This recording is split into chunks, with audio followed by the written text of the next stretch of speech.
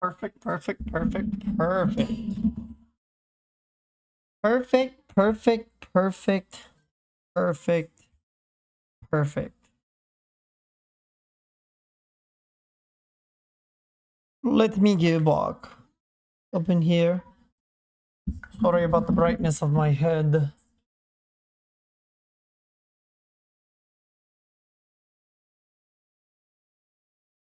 Oh, the snow glows white on a mountain tonight. Not a footprint to be seen. So, just so everybody is tracking, it is official. Donald J. Trump will be the 47th president of the United States of America. They have officially declared Wisconsin for Donald J. Trump. 98% of the votes counted. He won by 1 percentage point. He won the popular vote. He's got 277 electoral votes, yet he's still going to get 3. So that puts him at 280. He will get 11, 291. He will get 6, 297. And he will then get 15, putting him at 312. 312 electoral votes to 226 electoral votes for Kamala Harris because she will be getting Maine.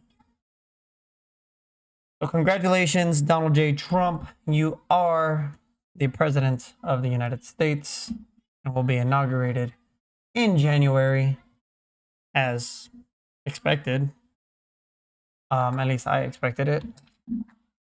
There was no way Kamala was going to win based on just the way she ran. Now, the Senate has now been claimed by the Republicans.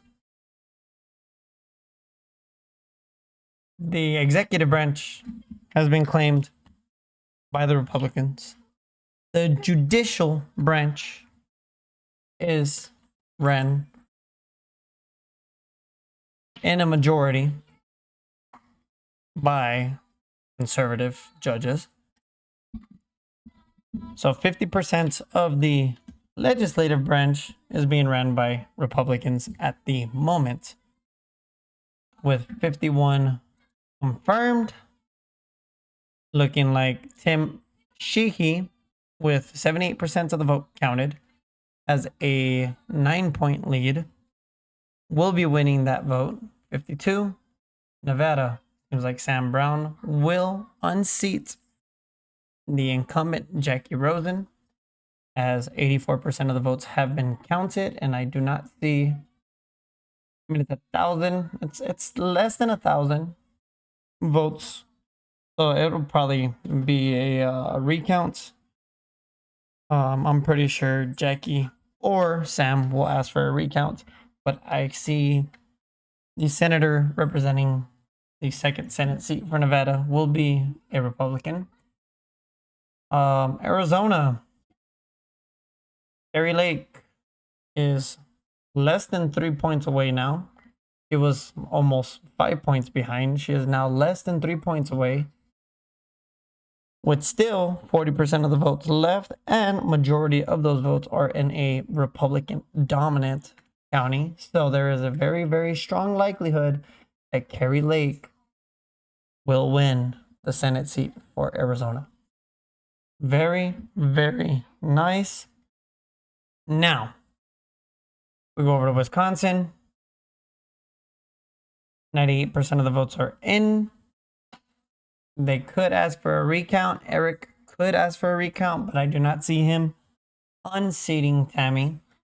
Looks like Tammy will remain the senator for Wisconsin. Michigan, Mike Rogers, looks like he might actually pull it, but it looks like they might ask for a recount as well, as it is within a margin of error. Hi, Princess. Pennsylvania, an entire point. I don't think there is going to be, but it seems like Dave McCormick will be the senator representing the second seat for Pennsylvania, the Commonwealth of Pennsylvania. So congratulations to the senators, Dave McCormick, possibly Mike Rogers, potentially Kerry Lake, possibly Sam Brown, and for sure Tim Sheehy. Now just remember, I feel like you guys were your races were boosted because of Donald Trump. So just remember that when you guys are, doing your votes for your bills and stuff. You guys did ride on the coattails of Donald J. Trump, and because he drove such a large Republican voter base to come out, a lot of the independents came out and voted for Republicans this year. Yeah, so just remember that, please. Now the House. This is the other half of the legislative branch that we need to win in order to see anything happen, because Donald J. Trump being the president and us owning the Senate and the legislative, the judicial branch, the government, we still don't have control of the House. So if Trump wants a bill passed, the House can block it, and it won't ever make it to for him to sign into law. So this one is very important as well, especially if you want to see a change. Because if the Democrats win the House of the Representatives, there will be no change. It will just be a constant, stagnant ride, basically. So, looks like Kim Schreier is going to win District 8 of Washington. Republican seat will go to Dan Newhouse or Jared Sessler. Either way, they're Republicans. So that will put us at 197. Michael Baumgartner looks like he is going to win District 5, 198.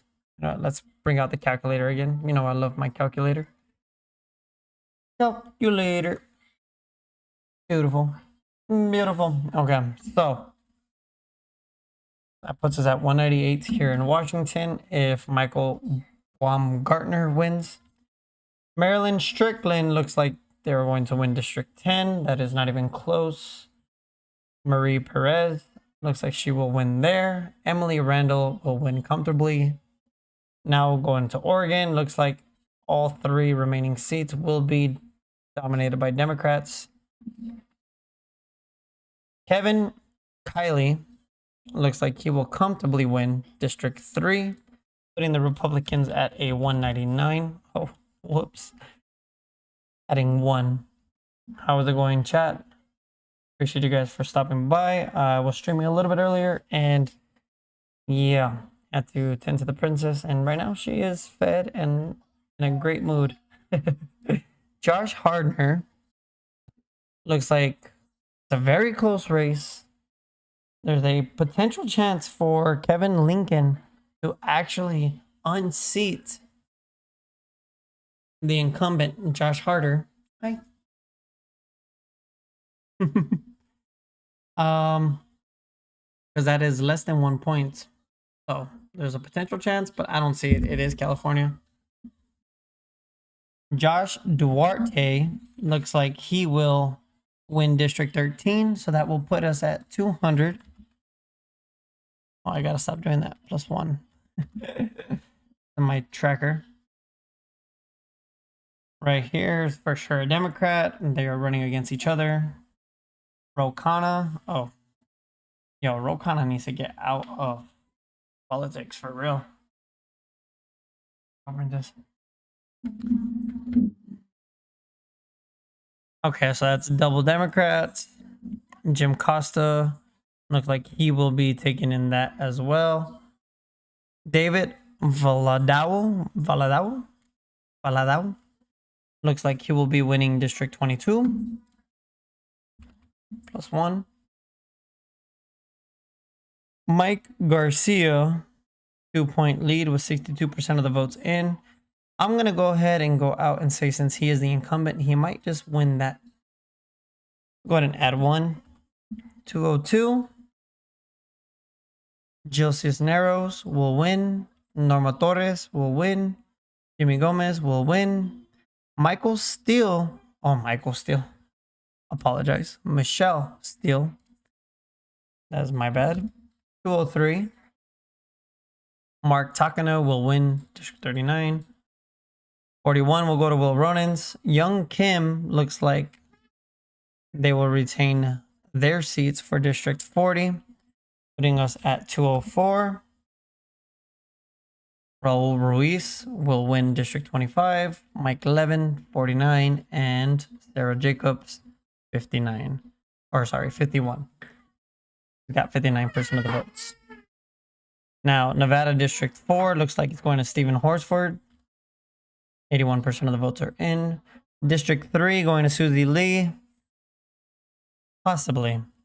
That is a toss-up. There's 87% of the votes in. 13% of the votes could actually flip it. It's less than a point. It is 0.8, a point away. Dina Titus looks like comfortably winning District 1. Okay.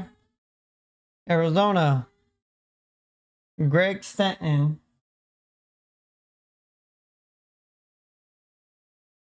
53%, comfortably winning there. District 8. Abraham Hamade. I'm going to add one. David Schweikert. 60% of the votes in. Could possibly. I don't want to add that one yet just because it is 2 points. And Arizona is very, very purple lately. Andy Biggs looks like he will retain his seat. Kristen Engel and Juan Ciscomani. 56% of the votes in. He is the incumbent. He could possibly win, but we're not going to write that one down. So we got 2 seats unsure in Arizona. Eli Crane will retain their seats in District 2. So we'll go ahead and add another one, putting it at 207 with Arizona's. Montana, Ryan Zinke will go ahead and retain his seats, putting us at 208. Colorado, Yadira Caraveo. Looks like they will retain their seat. It's very close, but she is the incumbent. 74% of the votes in. I'm assuming majority of those votes are mail-in ballots and will probably go in favor of Democrats. Jeff Crank, 55% comfortable lead. Colorado District 5. Go ahead and add one. Glad to see Lauren Boebert won hers. Jeff Hurd with a 3-point lead with 84% of the votes in. I'm going to go ahead and count that one as a victory for District 3 in Colorado, putting the Republicans at 210 House seats.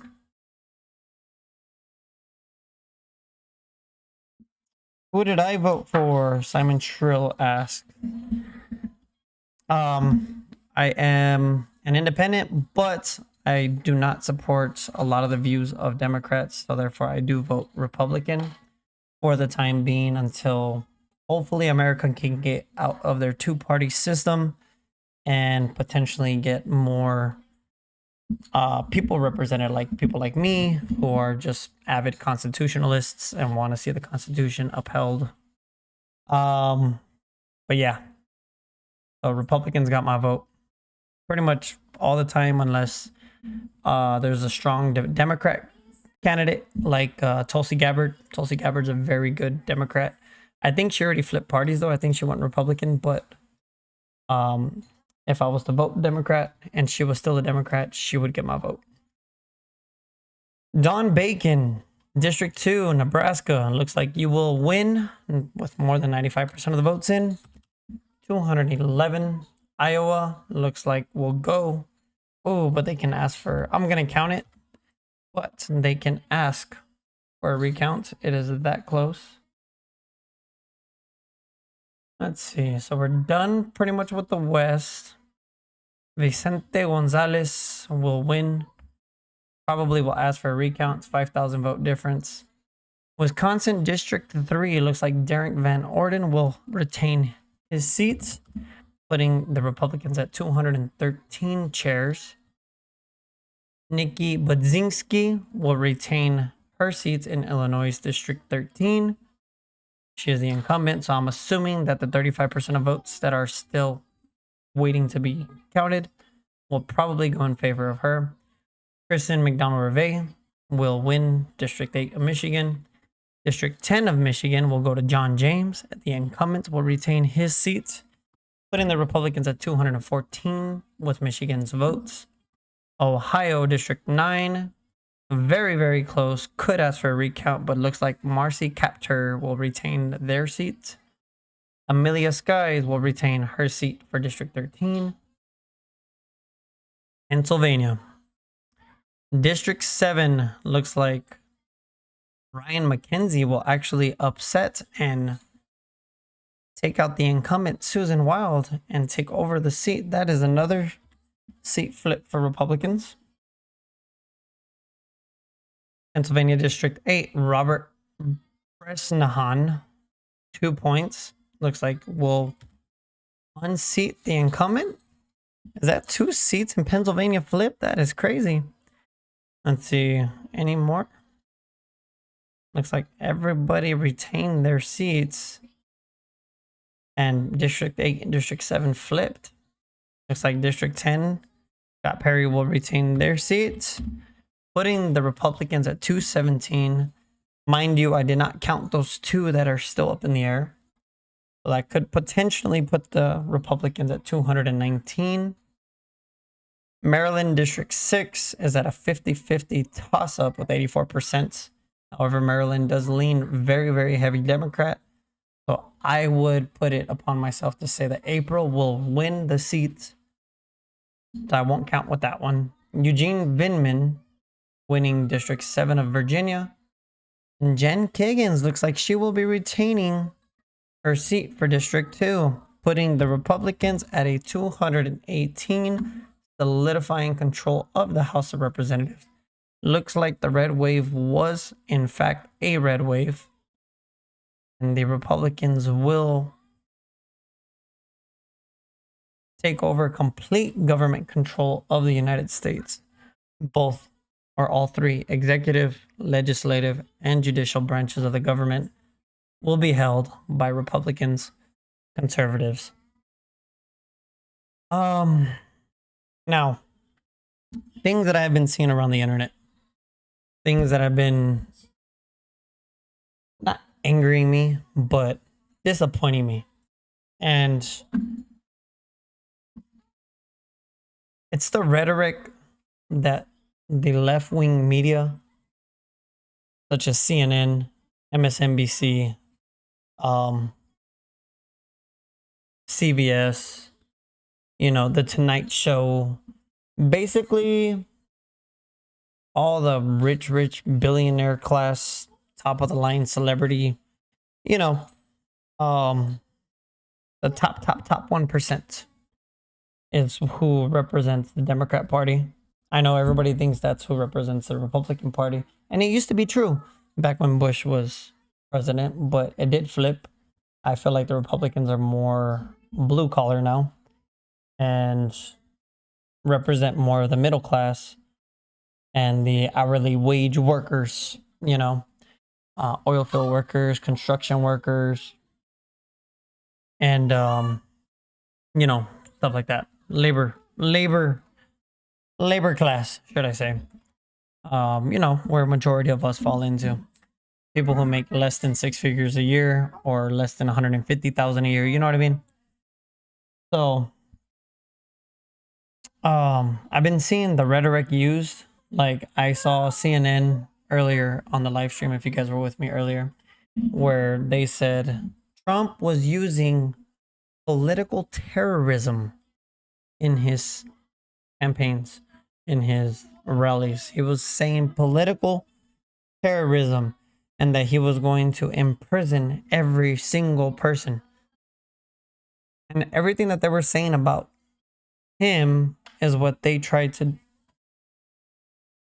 No, princess.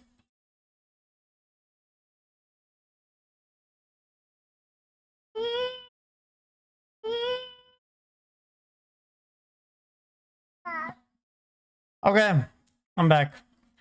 The princess actually turned off the computer. She absolutely loves pressing that button. I mean, it has colors on it, so I don't blame her. Say hi to the princess. Say hi. Say hi. Say sorry, stream. Say sorry, chat. I didn't mean to turn it off. Say I'm sorry. You already know, huh? Oh. Say sorry, chat. Didn't mean to cut you guys off. Um, yeah, she likes clicking the button, especially when I'm playing video games. She loves it. If you guys are still with me, hello. Apologize. According to the math, before the princess turned off the computer, 218 looks like we will retain the House with a possibility of getting 221 to 222 seats in the House of Representatives. The Senate looks like we are getting 1, 2, 3, 4, possibly 5 more. So we could have 55 to 56 Republican seats in the Senate, which will be a strong majority. House will be a strong majority. Well, not a strong majority. It's a slight majority, but still good.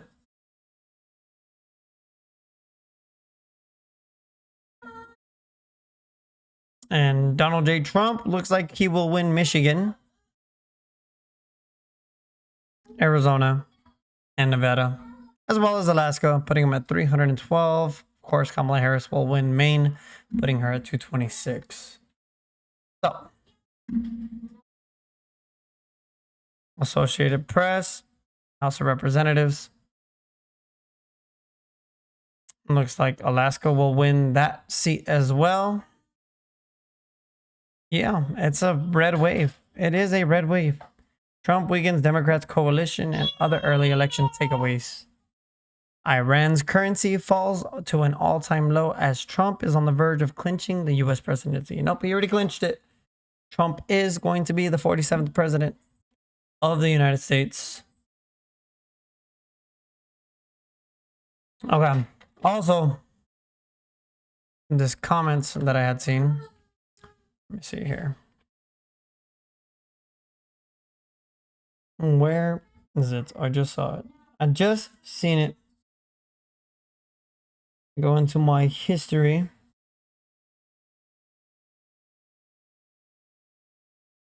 Where'd it go? Where'd it go? Where'd it go? Where'd it go?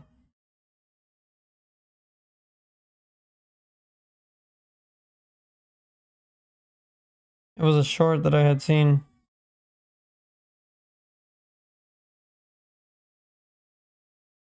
And it was like a little comedy special.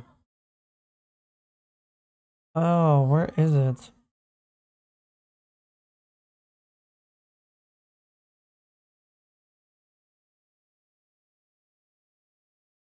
Okay.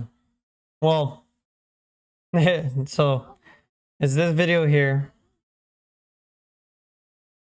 right? And it's basically this guy here interrogating a Trump supporter who obviously is not prepared in the slightest. Basically saying that he prefaces the question when he asks this guy. He says, actually, let me see if I can just find it. Trump cult fanatic gets himself fired up. I put a 6 there, my bad. Okay. This one right here. Perfect.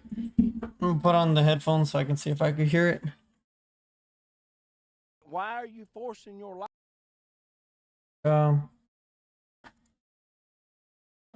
I have this on? Yeah, I have it on. lifestyle over on me? Where's Why my are you sound? forcing your lifestyle over on me? Who's forcing you to be gay? Joe Biden and his crew. This MAGA moron's last two brain cells are Hmm. fighting to the death, and thankfully the good I can't hear it. liars captured it all. Joe Biden's forcing you to be gay? No, not forcing me. Make sure you get that right. I ain't gay and ain't got nothing to do with it, okay? Don't ask me. Well, if you're so brainwashed into believing Joe Biden of all people is forcing people to be gay, it does seem like being gay is what it is all about. For posturing as such a tough guy, right? No, but I thought you're saying he's forcing you. He's forcing you to be gay, or he's forcing you to be what's he His forcing? whole party is forcing their lifestyle over on to us. Period. Nobody's forcing you to be gay. It's just so people can live the life how they want to live without persecution. Jason Selvig is spot on with this response, and this bit is especially ironic coming from someone who has seemingly bought everything that the Republican Party has sold him over the years. The church is supposed to direct the government. Why are you forcing? One. So, that one. I mean, you see the same thing on both the right and the left, where they just go after people who they know is not going to give them a good answer, a educated answer, should I say? And they look for victims basically, so they can, I guess, in a sense, bully. So, when I was reading the comments, look at these comments. He kind of sounds a little bit worried. He could be gay. They are proud to be dumb. Imagine believing that allowing another to find their own version of happiness somehow takes away from your own. Never underestimate the level of adult stupidity in America. The height of stupidity is having a strong opinion on something you know nothing about. This is yet another example of why siblings shouldn't have children together. Look what you get. The irony of saying shit like this, yet wanting to force women to have children for his religious beliefs. Watch South Park, his documentary. That's crazy. Make America educated again. So, comments like this.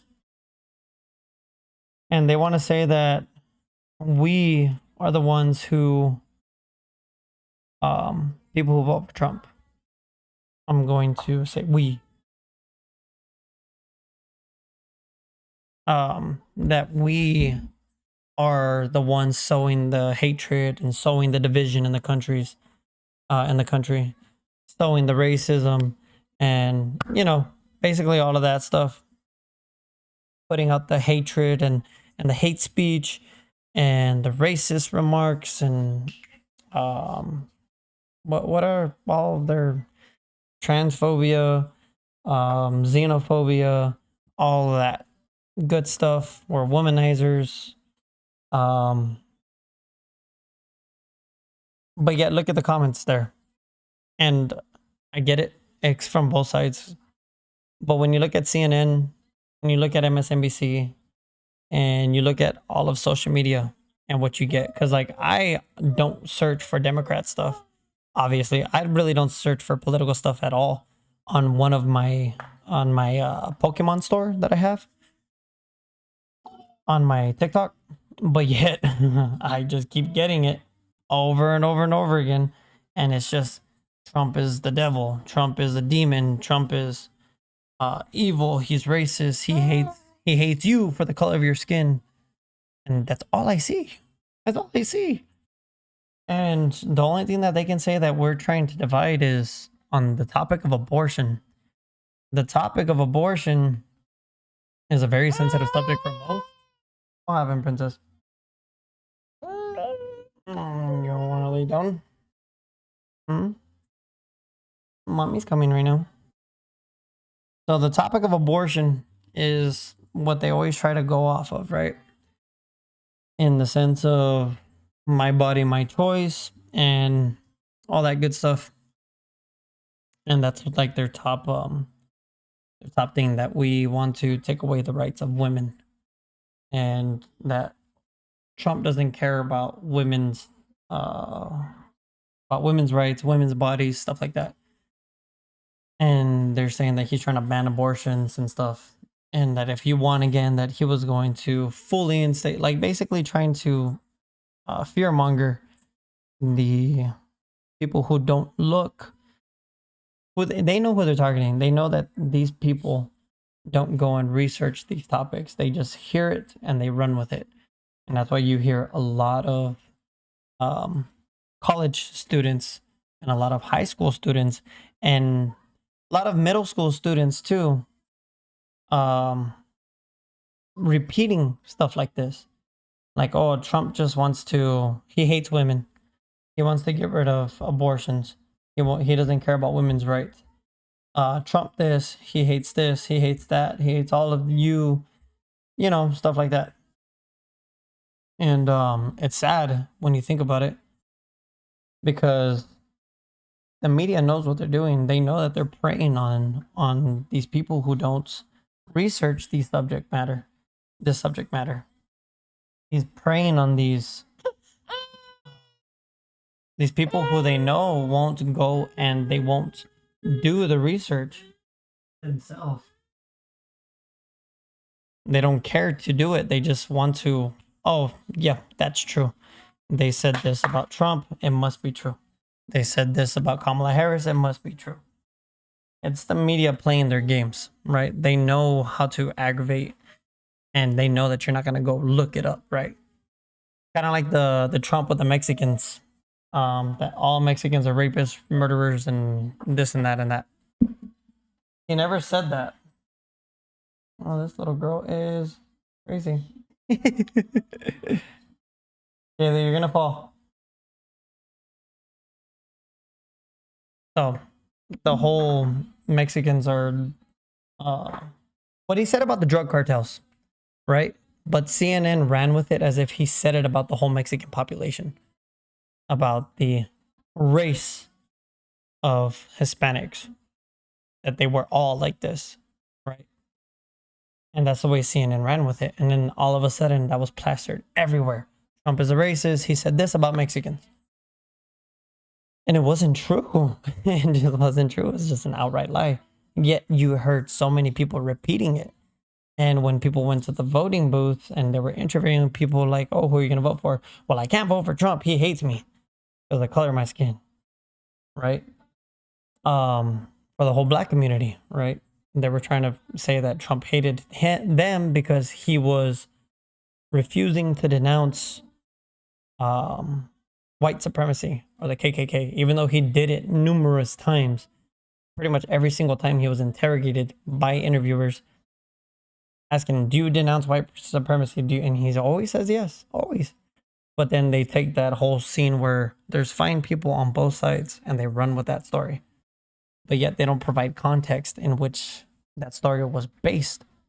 You know? It's crazy. It's crazy what the media can do. But then it gets people like this. I mean, look at the title. Trump cult fanatic gets himself fired up by not being gay. Like, and in the questioning, the way he constructed his question, he knew it was going to confuse him. He knew it. And it's ridiculous the way he prefaced his question. But yeah, it's the same thing. Like, I see that a lot with Charlie Kirk and with Steven Crowder and with Officer Tatum when they go to the college campuses and they have the debates, right? The Change My Mind series by Steven Crowder, where he says, I love the Second Amendment, change my mind, or something like that. Or gun laws should be uplifted, or something like that. And then he goes and he has college students go and try to debate with him to change his mind. Same thing with Charlie Kirk. Charlie Kirk holds these speeches and stuff and conventions for college students, and then he welcomes the open debates. However, they're college students. And I actually heard one of the college students once in one of their debates say, well, you just prey on us because we don't know what we're doing. Or something like that. Or you just prey on college students. What a man. And I'm just thinking to myself, like, I mean, you guys go to Trump rallies and prey on older people who fit a certain criteria, and you guys prey on them with your viewpoints. Like, these guys are actually going to college campuses where you're supposed to be educated in this subject matter, especially if you're going to try to debate someone like Charlie Kirk, someone like Steven Crowder, someone like Officer Tatum. You know, these people do this for a living. They have a whole YouTube channel based solely on politics. And yet you still step up to the microphone and you still want to debate them, right? So you're putting yourself there. He's not going up to you and asking you these scripted questions that he knows is going to intentionally confuse you. They let you go up to the mic and they let you think about it and go up and try to challenge them. That's the difference. And you're on a college campus. You guys are educated, supposedly, right? But, you know, then it leads to rhetoric like this. Rhetoric like what CNN said. Let me see. Political terrorism. CNN Trump.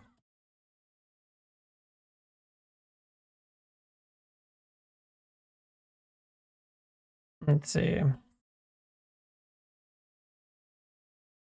A real fear the bottom has started to fall out, journalists. Let's filter this by the last hour. No, nothing. Okay.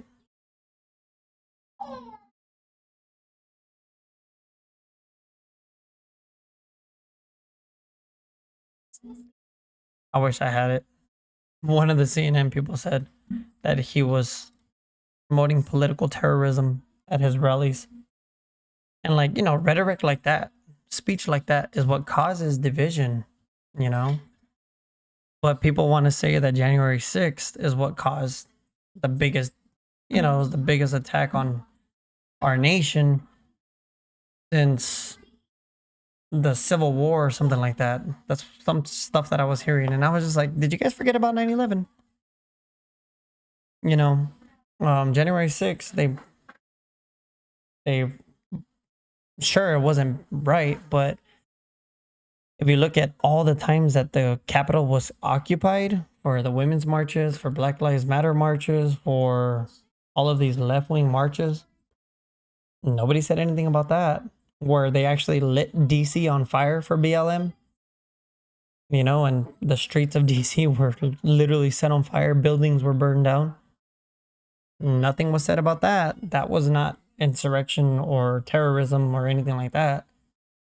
But when Trump supporters were being let into the Capitol by the Capitol Police in one area, and where one person was shot who was also a Trump supporter. I know that police officer had died later on in the hospital, you know, but you want to compare that to or say that that was worse than 9/11? That was ridiculous to me, people using that. But they said that Trump incited the violence when he said that people need to peacefully march and make their voices heard. And they were like a quarter mile away from the Capitol and they walked to the Capitol at the same exact time that it took place. You know what I mean? Like, it didn't make sense if you actually looked at the timeline and everything. But they're trying to say that he incited violence, he incited division, he was doing this, but yet they use rhetoric like political terrorism. Or he is out to get you. He hates you because of the color of your skin. He will ruin black communities. He hates women and wants to strip them of their rights. You know, stuff like that. It's crazy. It's actually insane hearing stuff like that. But yeah, I wanted to give an update because more seats were being taken. They did officially announce that Donald J. Trump will be the 47th president of the United States. They did announce that the Senate will officially be held by Republicans. The House is still up for grabs. If we go here to the House race, we can see there's 197. These are pretty much all confirmed, guaranteed Republican spots. The plus 20, plus 2 with 57%. That's probably the only one that's questionable. Plus 13, plus 11, plus 19, plus 8, plus 15, plus 14, plus 3, plus 8, plus 4, plus 3. So these are all pretty much guaranteed to be Republican. Then you have these, which are up for grabs. However, this one, Arizona 1, was leaning Democrat plus 3 or plus 4. Now it's Republican plus 1.7. This one was Democrat plus 4. Now it's down to Democrat plus 1.7. This one is down as well, slowly going towards Ken Calvert. So hopefully he can retain that position. 65% of the votes in California District 41, and he is the incumbent, so we should retain that seat. Michelle Steele looks like she will retain her seat. She has 5 points up, 66% of the votes in. Looks like this one, Mariannette will retain her seat. However, I'm sure Christina Bohannon will ask for a recount. Caraveo will retain her seat. Main 2 looks like incumbent will also retain their seats. The incumbent will retain. 69% of the votes in Oregon District 5.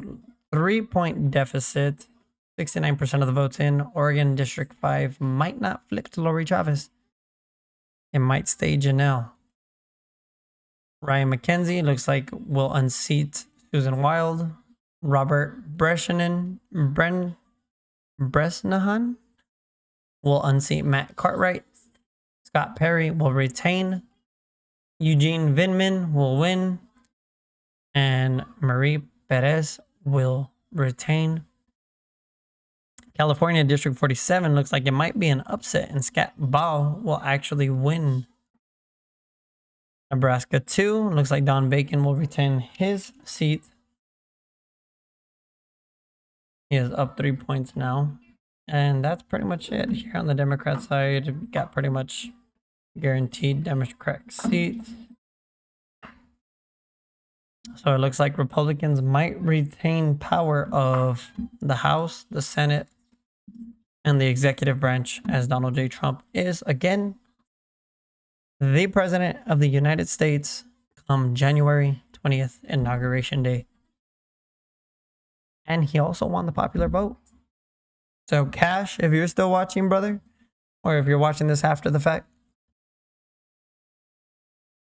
looks like Donald J. Trump will win the popular vote, will win 312 electoral college votes. The Senate will win 55 to 56 seats. And the House is projected to win closer to 221 to 223 seats in the House. We should be all red. Here is the red wave that was promised in 2020 before the mail-in ballots came in at 3 in the morning. Yeah, I appreciate you guys so much for stopping by and checking out the live stream. I was going to continue streaming. However, the princess has a full diaper and she needs a diaper change. I am going to start making more political content on my political channel. Dad of War. Hold on. I will link it. Dad of War Perspective. The Dad of War Perspective. Politics. I think I can do better on the name, but that's what I'm going for. So I'm going to be making more political content over there. This is my music reaction channel. Well, reaction channel in general. So technically this is a reaction to the election. So it's not violating my own channel content. However, it was not letting me live stream on my channel, a political channel, because it's brand new. I had to set it up and everything. I just made the channel. So we're going to get into politics. We're going to go over all of Trump's policies. We will dissect them properly as well. If he is messing up, I will call it out because I am not a Republican. I am not a Democrat. I'm an independent voter who just has a lot of conservative values. And I do have some liberal values too. So hope you guys can subscribe to that channel. Stay tuned for the content there. I will be live streaming more often. If any of you are here for the reactions, I will also do live stream reactions to music, so that way you guys can go ahead and tell me what to react to live, and I will react to it right then and there. So I appreciate you guys for stopping by. I do see that I have some more people viewing if you guys just joined. Let me go ahead and give an update again. Trump has officially been declared the victor of this election. The Senate, we will retain 55 to 56 seats, depending on Arizona, if Kerry Lake can actually take over Ruben Gallego. He also retained 198 seats in the House currently. 57 have yet to be called. And yeah, projected to win 212. Appreciate you guys for stopping by. This is Dad of War. This is the political side of Dad of War. And yeah, we'll see you guys on the next one. Peace. Say bye, mamas. Bye.